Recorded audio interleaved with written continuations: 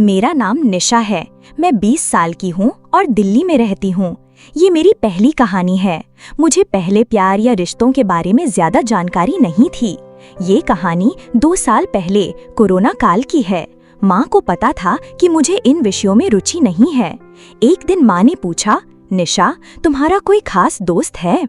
मैंने कहा, हाँ, मेरी कई सहेलियाँ हैं। माँ ने मुस्कुराते हुए पूछा, और कोई खास लड़का? मैंने जवाब दिया, मुझे उसमें कोई दिलचस्पी नहीं। माँ बोली, निशा, अब तुम बड़ी हो गई हो, तुम्हें रिश्तों और प्यार के बारे में समझना होगा। मैंने पूछा, क्या समझना होगा माँ? माँ ने हंसकर कहा, शादी के बाद अपने जीवन साथी के साथ रिश्ता कैसे निभाना है। मैंने कहा, मुझे तो कुछ पता ही नहीं। माँ ने प्यार से कहा, कोई बात नहीं, मैं तुझे धीरे धीरे सिखाऊंगी। फिर माँ अपने काम में लग गई। रात को हमने खाना खाया। मेरे पापा चौकीदार हैं, इसलिए रात को घर पर नहीं रहते। पापा के ना होने पर मैं नहाकर नाइटी पहन ली और माँ के कमरे में चली गई। मैं माँ का इंतजार करने लगी। माँ सारा काम खत्म करके आई और मुझे देखकर मुस्कुराई। माँ ने साड़ी उतारकर गाउन पहना और बोली, आज मेरे पास ही सो जा। माँ पहले मेरे शरीर को ऊपर से नीचे तक देखा और सीने पर हाथ रखते हुए बोली, ये तो बहुत छोटे हैं, इन्हें और प्यार चाहिए। फिर हम बातें करने लगे। माँ ने मेरा हाथ पकड़ा और बोली, निशा, प्यार का मतलब है एक दूसरे की भावनाओं को समझना और सम्मान करना। मैंने ध्यान से सुना। माँ ने मुझे गले लगाया और कहा, रिश्तों में विश्वास और प्यार बहुत जरूरी है। मुझे उनकी बातें अच्छी लगी। माँ ने कहा, आज मैं थक गई हूँ, कल मैं तुझे और बताऊंगी। मैं अपने कमरे में चली गई। रात के 12 बज रहे थे। मुझे और सीखने की उत्सुकता थी। मैंने सोचा, क्यों ना अपने भाई से भी कुछ बात करूं। मेरा भाई राहुल मुझसे 2 साल छोटा है। मैं रात को उसके कमरे में गई। वो कोई फिल्म देख रहा था।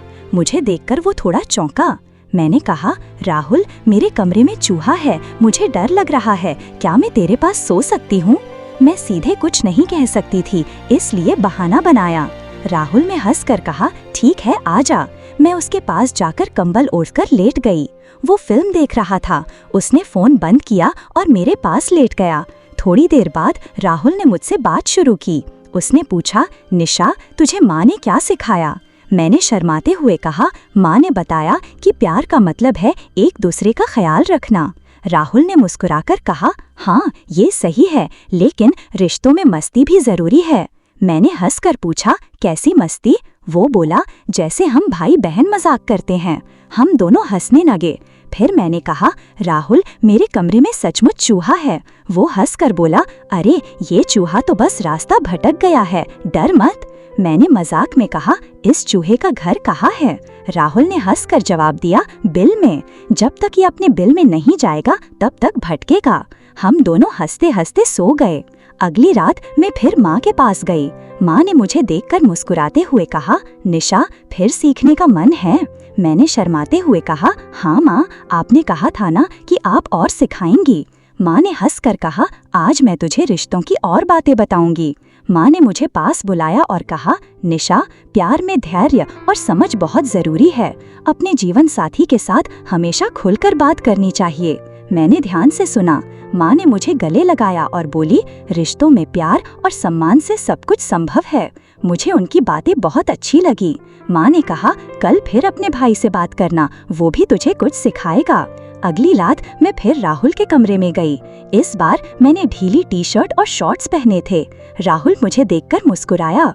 मैंने कहा, राहुल, मेरे कमरे में फिर चूहा आ गया।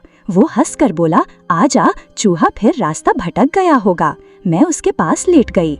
राहुल ने मुझसे बात शुरू की और कहा, निशा, प्यार का मतलब है एक दूसरे की खुशी का ख्याल रखना।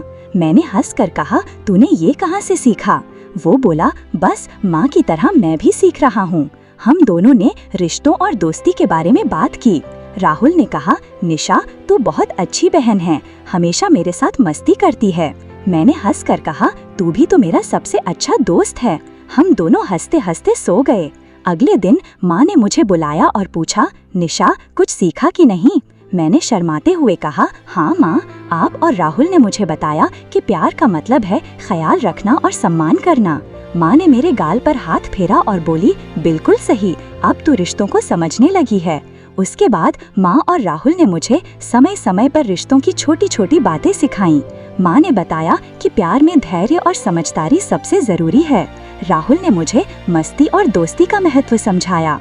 मुझे अब प्यार और रिश्तों का मतलब समझ आ गया था। मैं सोचने लगी कि शादी के बाद अपने जीवन साथी के साथ कैसे एक खूबसूरत रिश्ता बनाऊंगी। तो मिलते हैं अगली कहानी में।